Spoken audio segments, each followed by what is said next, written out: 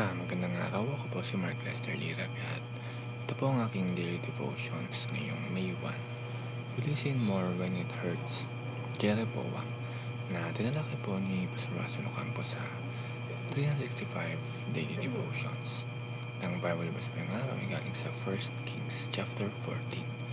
Sabi po ay, At that time, Abijah the son of Jeroboam fell sick, and Jeroboam said to his wife, Arise and disguise yourself, that it not be known that you are the wife of Jeroboam, and go to Shiloh. Behold, Ahijah the prophet is there, who said of me that I should be king over these people. Take with you 10 loaves, some cakes, and a jar of honey, and go to him. He will tell you what shall happen to the child. Jeroboam's wife did so. She arose and went to Shiloh, and came to the house of Ahijah. Now Ahijah could not see, for his eyes were dim because of his age. And the Lord said to Ahijah, Behold, the wife of Jeroboam is coming to inquire of you concerning her son, for he is sick. Thus and thus shall you say to her. When she came, she pretended to be another woman. But when Ahijah heard the sound of her feet as she came in at the door, he said, Come in, wife of Jeroboam. Why do you pretend to be another? For I am charged with unbearable news for you. Go tell Jeroboam, thus says the Lord, the God of Israel, because I exalted you from among the people and made you leader over my people Israel.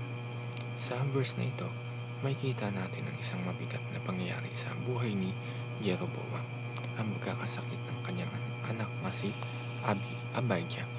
At dito natin makikita kung paano ginamit ng Diyos ang mga may hirap na sitwasyon para makuha ang atensyon ng tao. Ang first teaching is, God catches Jeroboam's attention through the sickness of his son.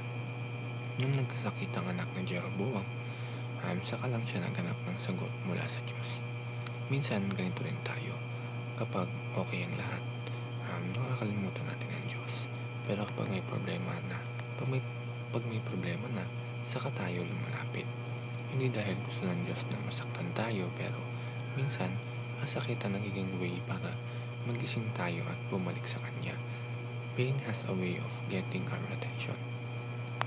At ang second teaching is, God brings judgment upon the house of Jeroboam. Dahil sa paulit-ulit na disobedience ni Jeroboam, dumating ang judgment ng Diyos sa kanyang pamilya. Ito'y paalala na ang actions natin ay may consequences. Hindi agad-agad, pero darating. At kapag patuloy nating tinatalikuran ng Diyos, darating ang point na haharapin natin ang resulta ng mga desisyon natin. Ang last teaching, God shows mercy to Abijah by taking his life in peace. Sa kabila ng judgment, makikita pa rin ang mercy ng Diyos.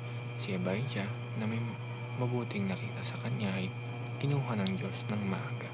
Hindi bilang parusa, kundi bilang proteksyon mula sa darating na mas matinding paghihirap. Pinapakita nito na kahit sa gitna ng judgment, may compassion pa rin ang Diyos. Hindi niya nakakalimutan ng kabutihan at hindi siya nawawalan ng hawa. Ang devotion na ito ay paalala na ang sakit at problema ay hindi lang basta burden. Minsan, ito'y pagkakataon para makinig tayo sa Diyos.